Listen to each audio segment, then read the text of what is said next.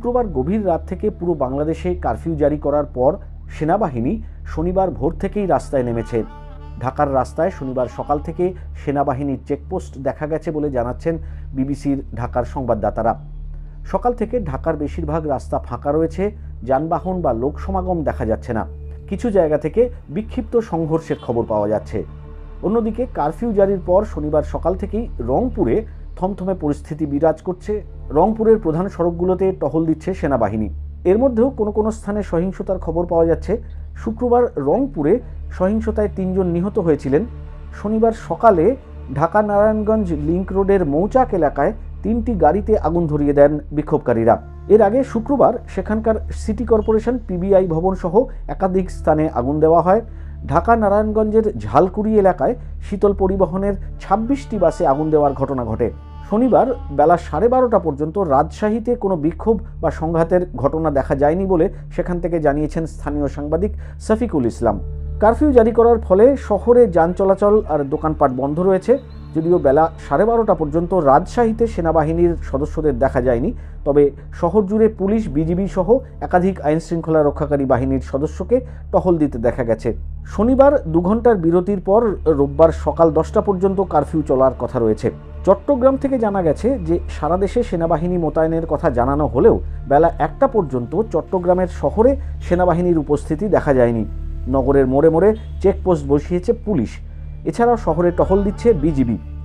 সামাজিক মাধ্যম ও অনলাইন পোর্টালগুলো বন্ধ থাকায় চট্টগ্রামের অনেকেই কারফিউ জারির কথা জানতে পারেননি বলে স্থানীয় সাংবাদিক অনুপম শীল জানাচ্ছেন। ইন্টারনেট সেবা সম্পূর্ণভাবে বন্ধ থাকার কারণে ঢাকা থেকে বিবিসির সহকর্মীরা সরাসরি খবরাখবর পাঠাতে পারছেন না। তাদের কাছ থেকেই খবরাখবর জেনে আপনাদের কাছে তুলে ধরছি।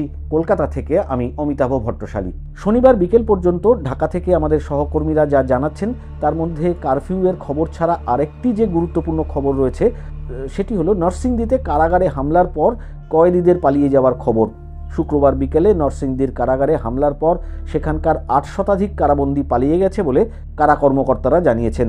এদের মধ্যে 2 জন জেএমবি নারী কয়েদি এবং 7 জন আনসার আল ইসলামের কয়েদি ছিল। অন্যদিকে শুক্রবার গভীর রাতে বৈষম্য বিরোধী ছাত্র আন্দোলনের 3 জন প্রতিনিধির সঙ্গে সরকারের 3 প্রতিনিধির এক বৈঠক অনুষ্ঠিত হয়েছে। যদিও রাষ্ট্রীয় অতিথি ভবন পদ্মায় অনুষ্ঠিত ওই বৈঠক থেকে কোনো সুনির্দিষ্ট ঘোষণা বা সিদ্ধান্ত আসেনি। এই সময় শিক্ষার্থীরা সরকারের কাছে 8 দফা দাবি উত্থাপন করেন। গণমাধ্যমকে তারা জানিয়েছেন যে এই 8 দফা দাবি মানলেই কেবল কোটা সংস্কারের 1 দফা দাবি নিয়ে আলোচনা করতে সম্মত হবেন তারা। আবার রাতেই বৈষম্য বিরোধী ছাত্র আন্দোলনের অন্যতম কেন্দ্রীয় সমন্বয়ক নাহিদ ইসলামকে আটক করা হয়েছে বলে জানা যাচ্ছে। এই আন্দোলনের একজন সমন্বয়ক শনিবার সকাল 10:30টার দিকে বিবিসিকে এক খুদে বার্তায় জানিয়েছেন যে কোটা সংস্কার আন্দোলনের অন্যতম কেন্দ্রীয় সমন্বয়ক মিস্টার ইসলামকে শুক্রবার মধ্যরাতে আটক করা হয়, তবে তিনি কোথায় রয়েছেন তা এখনও জানা যায়নি। অন্যদিকে গণ অধিকার পরিষদের সভাপতি নুরুল হক নূর এবং বিএনপি নেতা নজরুল ইসলাম খানকেও আটক করা হয়েছে বলে জানা যাচ্ছে।